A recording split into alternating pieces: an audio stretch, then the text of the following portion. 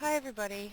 I'm currently using what I've done here, which is to recreate this lemon using colours without using the colour picker from the original image to show you that learning to use your own colours is actually very important. Um, Most of the time when you use references you learn by seeing. So here you can see I'm creating a basic background from the blurred background in the reference image. The reference image is by someone on DeviantArt called Lily Stocks, and it's a very good, clean, crisp image, which is what you should look at using. Um, all of the colours that I've used and chosen for this are all chosen from what I can see, not from the eyedropping tool.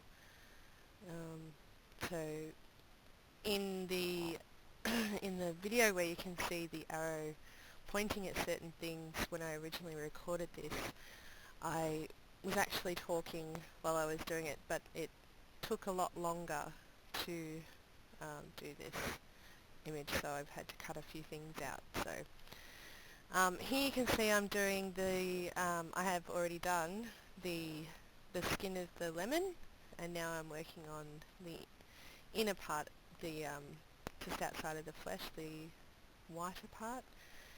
And all of this is just to lay down colour. So I'm laying down the colour first. As you can see, I've done a light colour for the inside, and laying down the basic shapes so that when I start to do more detail, that it makes a lot more sense. I think the most important thing when working from a reference is to practice.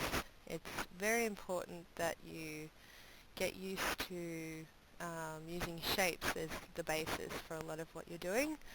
And so when I started working on the inside of the lemon slice, I saw a lot of triangles and a few squares, and that's what I based a lot of my work on, was just focusing on where everything was, how it was positioned, and little things like curves and segments. And as you can see here, I'm now working on the individual pockets of citrus, um, just laying out the outlines before I actually go ahead and make them more prominent. I think it's really important that you, even if you make a mistake, that you keep going, because when you are learning to use your own colour references, mistakes are really important. So I would encourage you not to feel afraid of your mistakes, that your mistakes are building blocks. So nothing's perfect. A lot of the lines that I did inside of the citrus pockets, they're all really random, even though I am using the original lemon slice stock image as a reference. A lot of what I did do was pretty much my own. So it's okay to work basically in your own imagination. So just take on board that when you do use references, that it's really important that you aren't stuck in any kind of, I don't know, you tend to get into a bit of an artist block if you've got no way of doing your own creativity, is the word I'm looking for. It's so important that you be more open to different things that you can do to create certain effects, and practice, a lot of practice.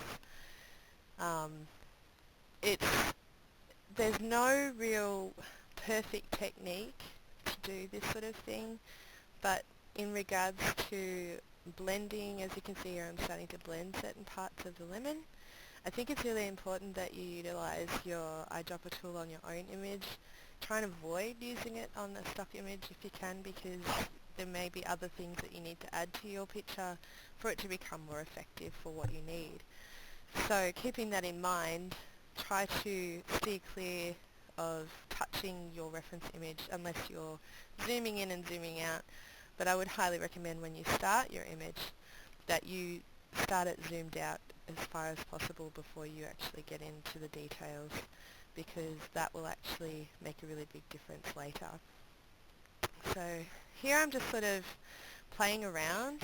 I'm not actually, when I was doing the shadow, I was playing around. It wasn't any kind of perfect art that I was doing there, but I decided to go in and put the way that the sun is shining through the lemon.